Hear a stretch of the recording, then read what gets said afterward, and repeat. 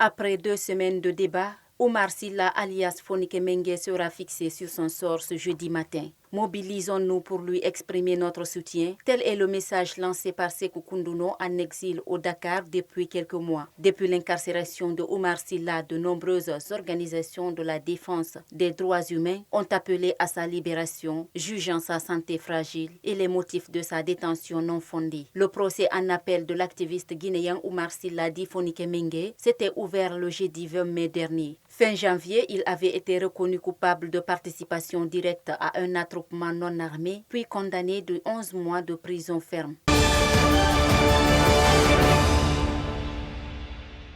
Arrêté en octobre 2020 à Forikaria alors qu'il tentait de sortir du pays, Médecins sans frontières pourrait enfin être fixé sur son sort ce jeudi 10 juin 2021 devant la cour d'appel de Conakry après plusieurs renvois. En première instance, il avait été déclaré coupable de diffusion de messages sur les réseaux sociaux jugés racistes, xénophobes et atteintes aux institutions de la République et condamné à 5 ans de prison ferme et au paiement d'une amende de 100 millions de francs guinéens.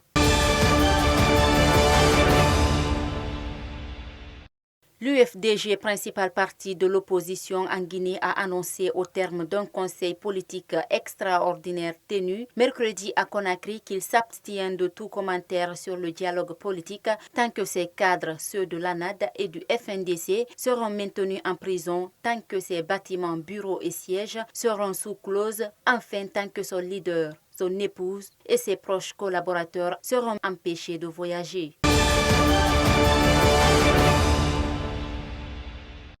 Malgré l'intervention des autorités de l'abbaye de Boké de toute extraction de l'or dans la préfecture de Gawal, l'exode des orpailleurs dans la nouvelle zone aurifère ne faiblit pas.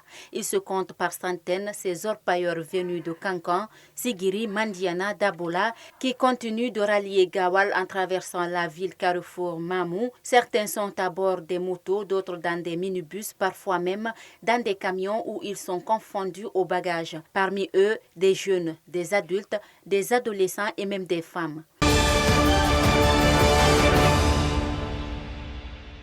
Antonio Soare et la Fegifoot ont été condamnés ce mercredi 9 juin 2021 par la cour d'appel de Conakry à payer à Salifou Camara, Super V, Ibrahima Blasco Bari et Morton Souma 500 millions de francs guinéens à titre de réparation des préjudices subis. La défense de l'actuel président de la Fegifoot dénonce une condamnation unique et incompréhensible. Elle annonce un pourvoi en cassation devant la Cour suprême. Cette condamnation est tombée de façon unique et incompréhensible dans la mesure où M. Antonio Soare en personne ne fait pas partie de la procédure. Le litige oppose M. Salifou Camara et 3 autres personnes. Le Sénat américain a adopté mardi 8 juin un projet de loi prévoyant des investissements très importants dans les domaines de la science et des technologies. Il est présenté comme un plan historique prévoyant des investissements ambitieux dans la science et les technologies pour contrer la menace économique de la Chine et son modèle autoritaire.